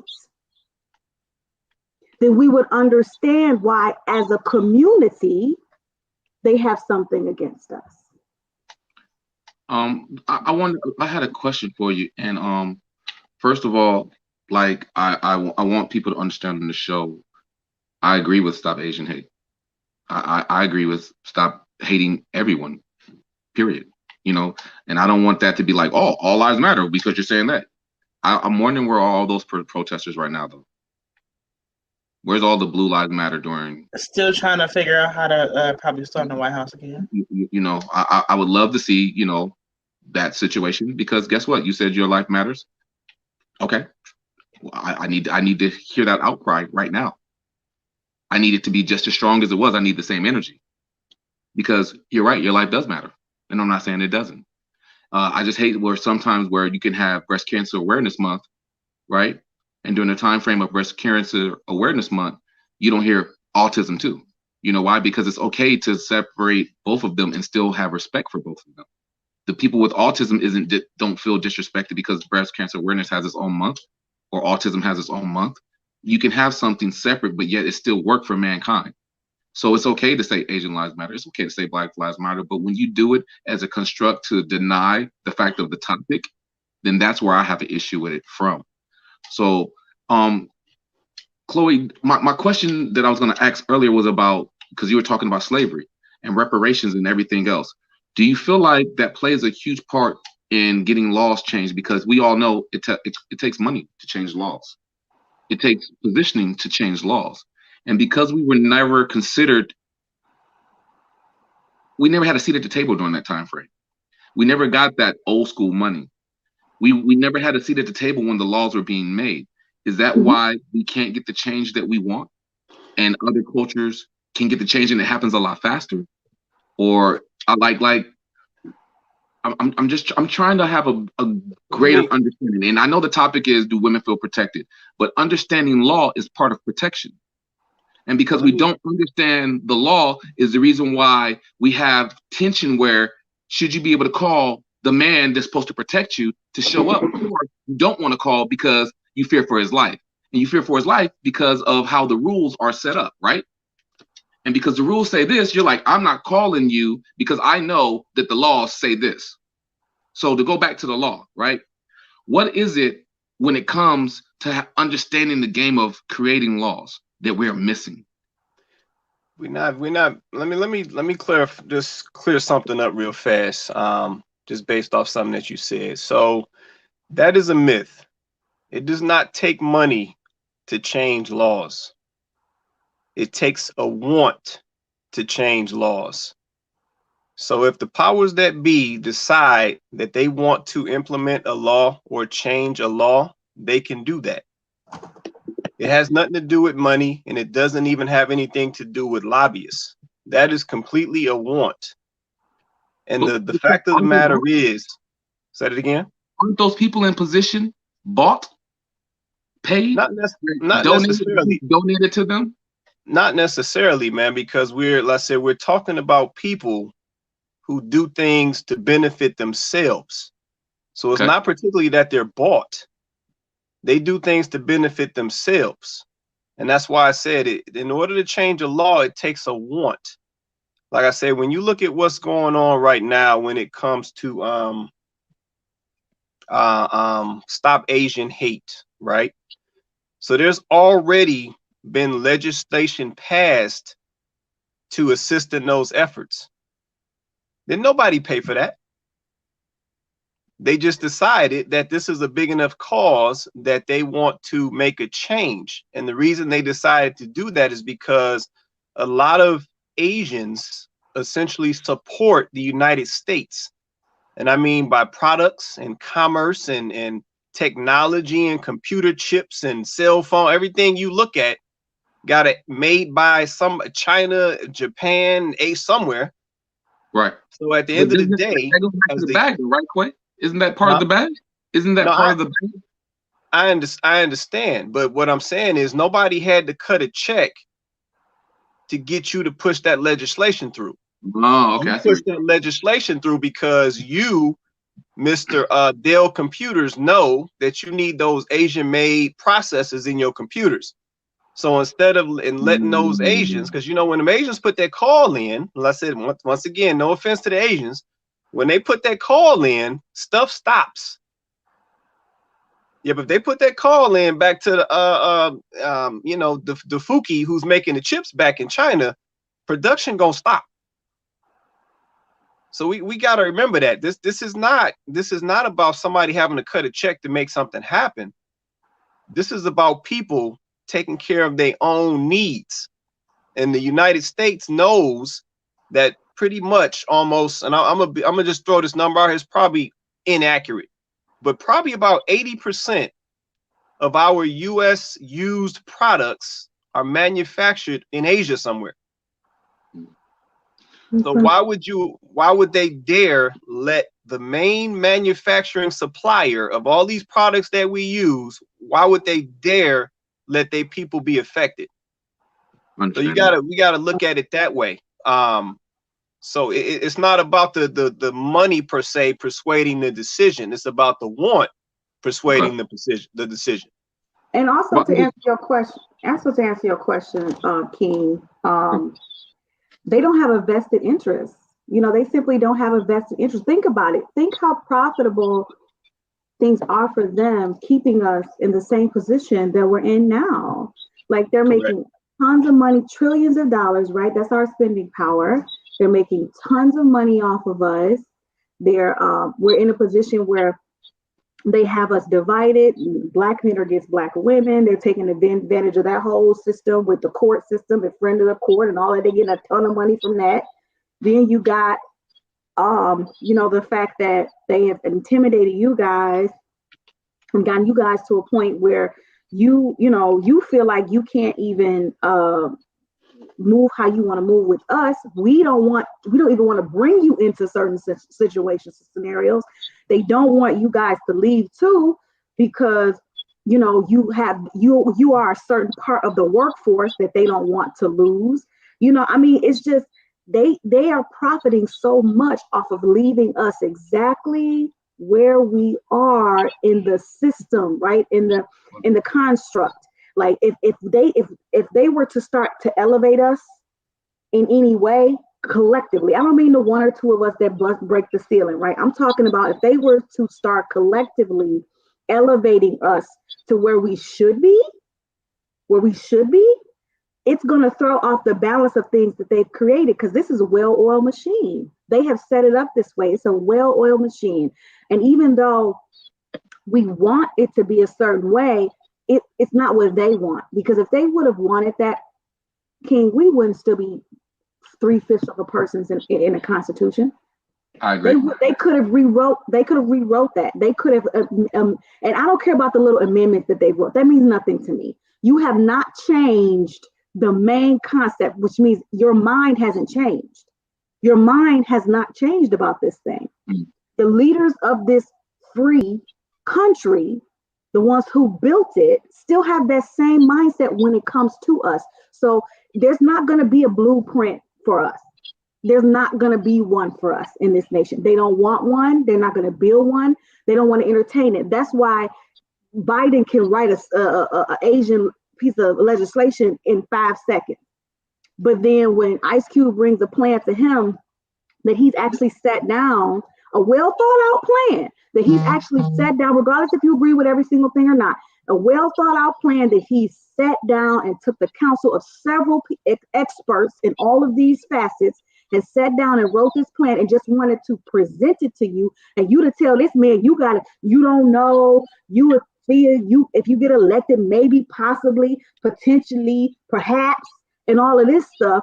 But when it comes to the Asian piece of legislation, you was able to go ahead on and push that through. And I'm good for them. Like, this is not a hate thing. I'm glad that they're getting their legislation. Yeah. I'm just simply telling you that they're not going to do that for us because they could have been done that for us, Los. They Now, don't want I'm glad you segued into that so people understand it's not a bad thing. No one's saying anything against, the hashtag, stop the Asian hate, because we don't want to see that. You know what I mean? We don't want that to happen to us. So why would we push that narrative to happen to another race? Right? This is what I don't like. What I don't like is the manipulation. And the manipulation is, oh, now it's just black people versus Asians. It hasn't been black people versus Asians just throughout history. That would be false. Never. It's never been that. But there's an agenda being played or pushed to make it seem as if black people have something against Asians. And that right, or we're not being supportive and we're not standing by. I'm like, Okay, I mean, and where was the Asians? Where was the Asians at when we was saying Black Lives Matter? Was they coming out in droves? Right, that's the bitter rebuttal. That's the rebuttal. Why can't I just support you like I'm doing right now, saying they're good for them, they deserve their piece of legislation, great for them. Do I actually have to go out and protest for you? You guys, were you going out in any sort of numbers to protest for us, like, or were you just silent partners in the situation? I mean, I can lend my support in many different ways. Like, I don't have to support people. You don't have to. There's more than protesting. Isn't the only way to support. And sometimes people get the misconception that protesting is the only way to be supportive to a movement, and it's not. That's a false narrative. It's one way to be, out there to support. That's only one way. But there's, like we said, just because you do that doesn't mean laws aren't going to get changed, i.e. Black Lives Matter. People protested, but you didn't get laws changed. You know what I mean? Let's go back to the Asian scenario where they came together, they put money together, they did different things. Even Quay pointed out different situations where the U.S. understands that they really need Asians, because United States really isn't a country; it's really a corporation. You know what I mean? In my opinion, it's ran like a business. In my opinion, absolutely. I would love for Asians and Black people to come together. You know what I mean? In this scenario, because if you just have Black Lives Matter still going on, you have a Stop Asian Hate still going on. Why can't we unite that? Blazing love, hashtag blazing love. I don't care. You know what I'm saying? Whatever we're gonna call it. You know what I mean? Where we're out here and we're just showing love and we're supporting each other. Because one thing that I know, in my opinion, and throughout history, from what I've seen, in order to Black people ain't never freed Black people. It was every color of the rainbow. They did that. Look at Selma. Selma wasn't just full of Black people. Selma was full of every color of the rainbow to create the change. Now, me being business-minded, Quay, you can tell me if I'm wrong or not. In accounting, assets plus liability equals owner's equity, right? Assets minus liability equals owner's equity. So an asset is a slave. A slave is also a liability at the same time, because I got to feed you, got to take care of you, I got to nurture you. The remains of the money that I make is the owner's equity. But if I free the slaves and they have nowhere to go, now they are no longer a liability. They have to make their own money to take care of their own liability. So all that money transfers over into owner's equity, a bigger profit. Correct? Yeah. Okay. So if this scenario is true, I fast forward that to today and how we're living in the evolution of slavery today.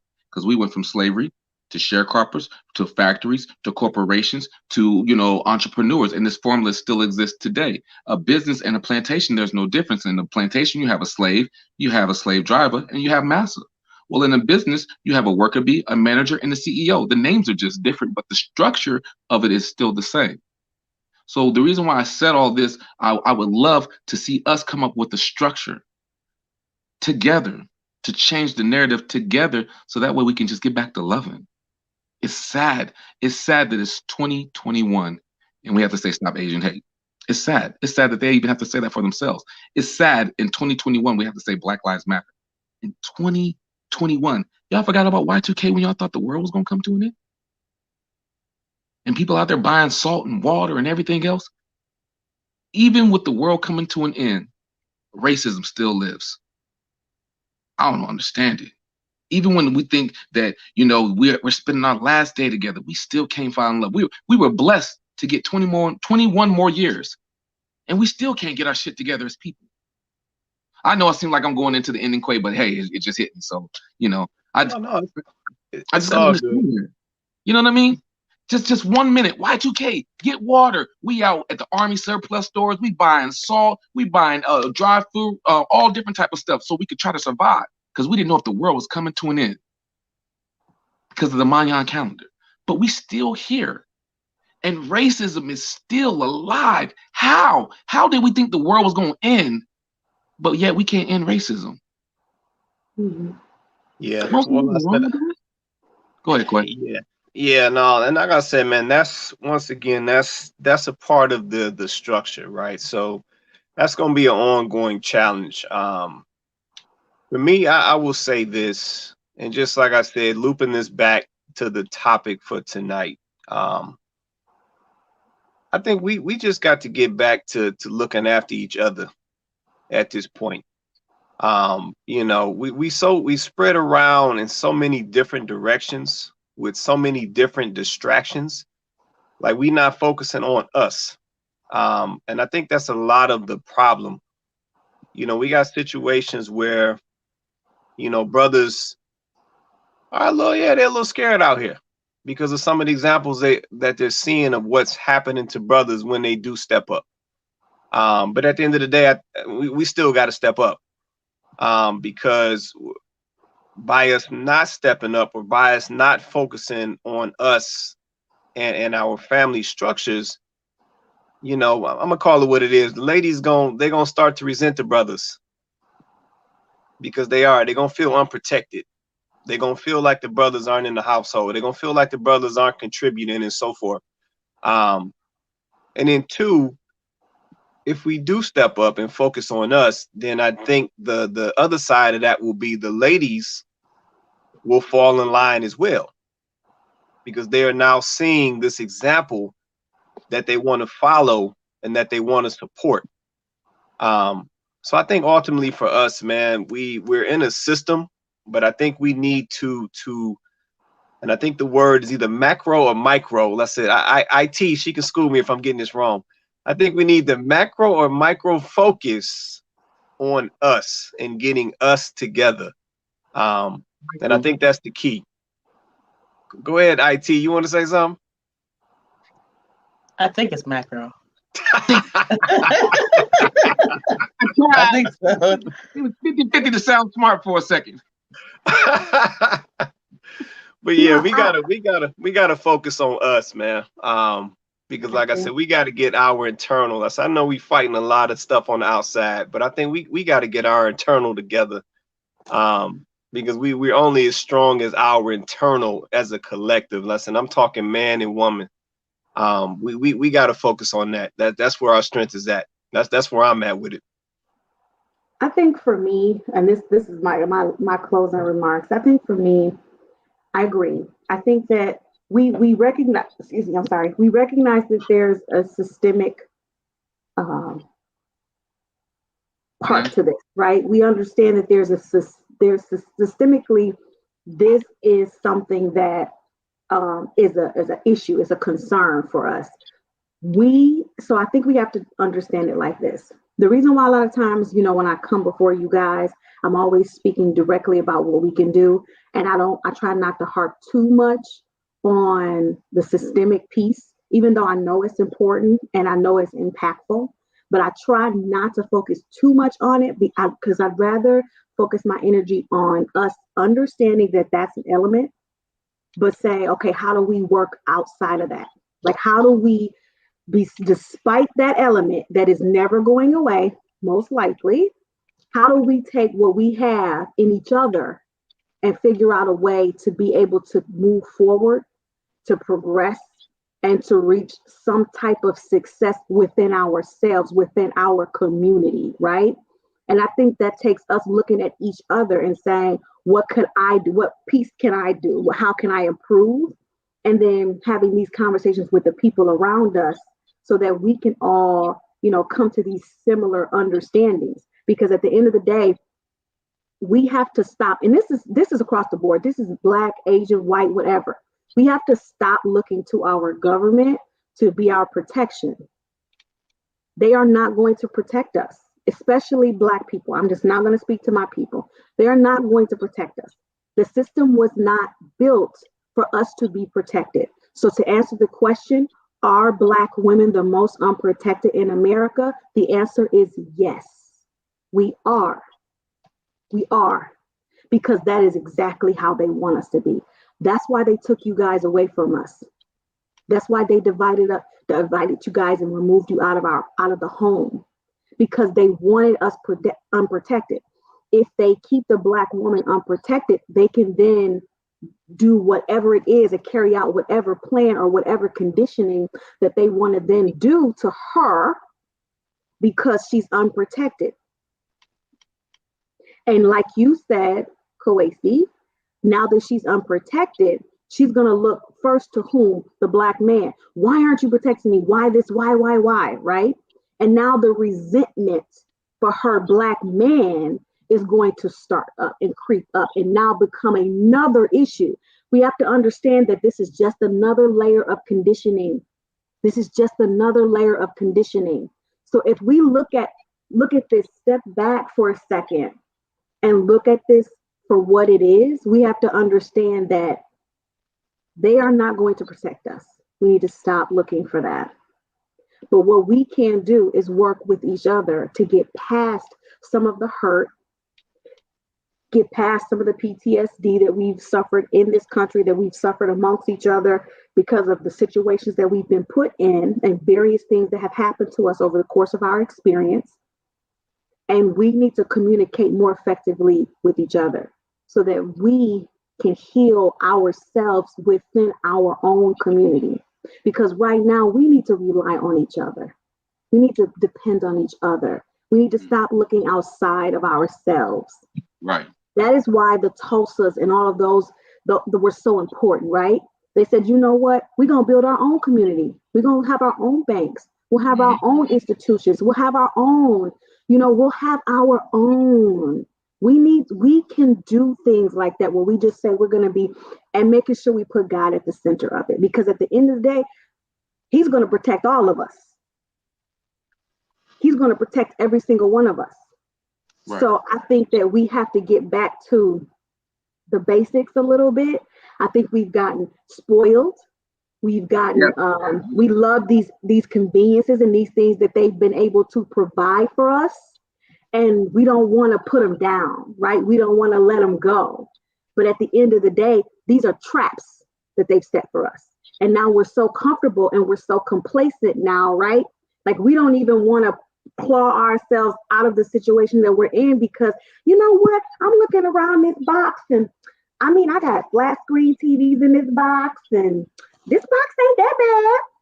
I got, what I'm saying? My couch came from Pier 1 Import. Like this box is all right. They decorated in a real nice for me. But we're still boxed in. Like don't be so romanticized by the facade, Black people. They have given you a facade in your Barack Obamas. They have given you a facade in your Michelle Obamas. They have given you a facade in your Oprah Winfrey's. They have given you a facade in your Tyler Perry's. These are facades. These are the things that they parade around in front of you so you can say, one day, this is so great. I can do this. I can be this. This is so wonderful, so great. And the truth of the matter is, that's exactly why those people are able to get to where they are. It's just another layer of conditioning. We have to pull back those layers and see what it really is. And when you pull back those layers, it's not that pretty. It's really not that pretty. That's why Stop Asian Hate has been alive and kicking for all of a month. And they are light years ahead of us. Because at the end of the day, that's exactly how they want it. That's exactly how they want it. So instead of us making it about us versus them, we need to say, okay, y'all go ahead. Congratulations. Good for you guys. Now we're going to go back over here and we're going to figure out how, once again, to exist without having to solely and completely depend on this government structure that basically was handed to us. Nicole, you got anything? Closing remarks. I mean, overall, this was a good show and topic. Very insightful. And yeah, I really hope there comes a time soon where we can just get back to loving one another. I think the world as a whole is at a bit of disarray. And it's definitely time to heal and to for sure get back to some basics. So That's real. You got anything, big dog? You know what, man? I'm just gonna say this real quick. I don't know how it's gonna come off, but so be it. Disclaimer. No, man, no, we don't need no disclaimers.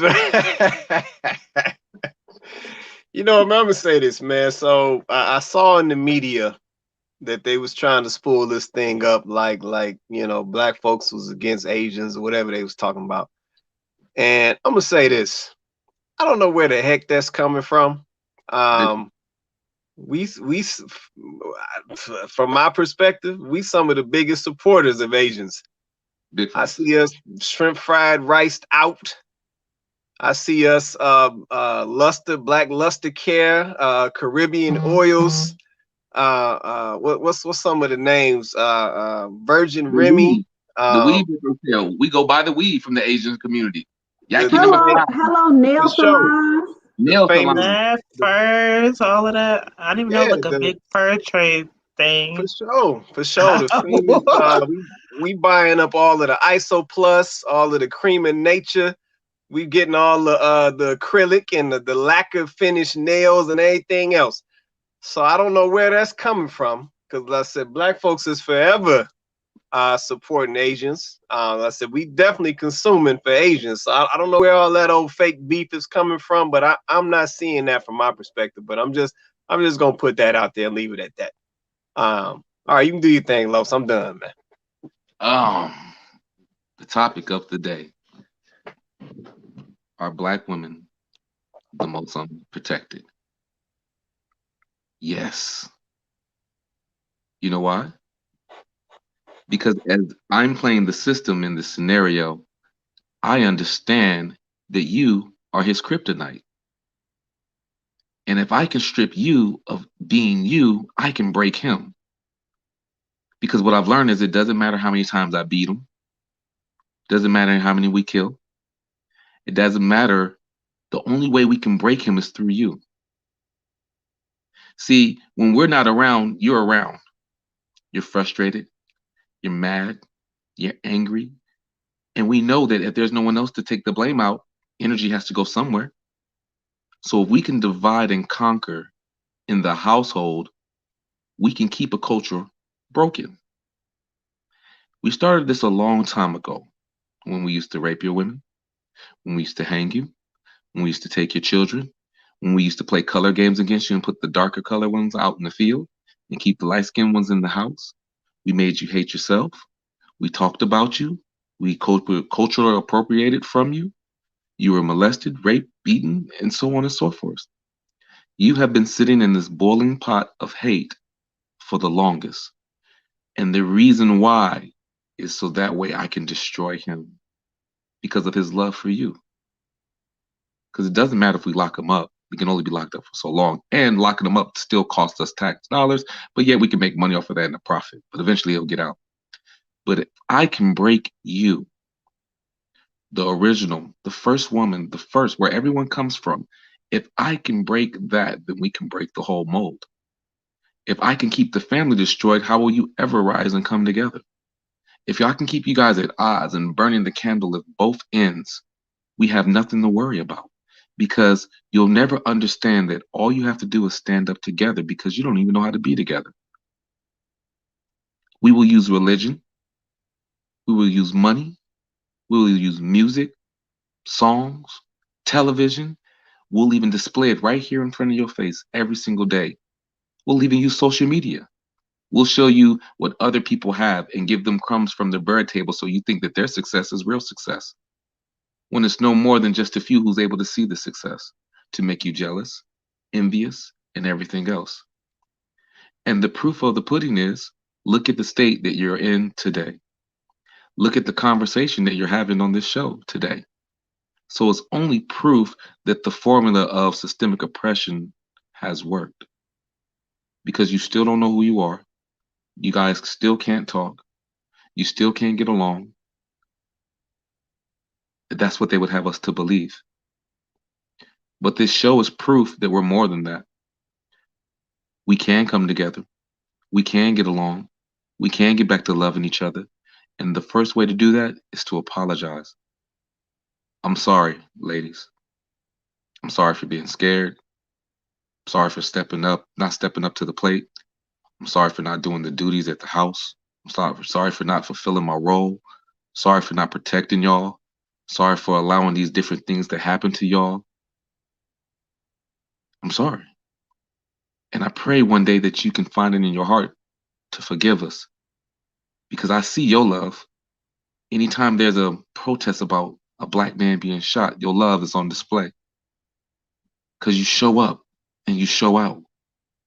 But then when it's our turn to show up for you, there's so much confusion and doubt in what we should do. Because if we show up, are we hurting you? But if we don't show up, then you're mad that we're not there. But at the end of the day, it's my responsibility to show up, because what's the point of living if you ain't gonna stand for nothing? You might as well die for something. That's why our legacy has been on repeat for so long, because we've been this elephant that we think that we're still chained, and we've been free, but we're mentally chained. We mentally have PTSD. We really don't understand the freedoms that we really have because we've been broken and beaten. And we believe this device to be true, that they implanted in our society. But the truth is, we are free. We are strong. We are amazing, because if we wasn't, why would people copy everything that we do? Why would we be the new wave? Why would we be the new trend? Why would we be the new dance? Why would everyone want to have surgeries to look like you, would go in a tanning salon to be darker and everything else because your melanin is popping? We have to take ownership of who we are. And the biggest thing that we have to do first is apologize to each other. Not only that, we got to apologize to ourselves. Because if we don't love ourselves first, ain't no way we can love each other. I love myself. And I have to work on telling myself that every single day, because on the days I don't, I start thinking that there's something wrong with me or I'm not good enough. We really have to start looking in the mirror and having those intimate conversations. And after I start my healing process, I need to come to you and let you know I'm sorry to you. That way you can continue being you in your healing process, and we can support each other, because the government, it's not set up for us to have those healing processes. It's set up for us to go to jail.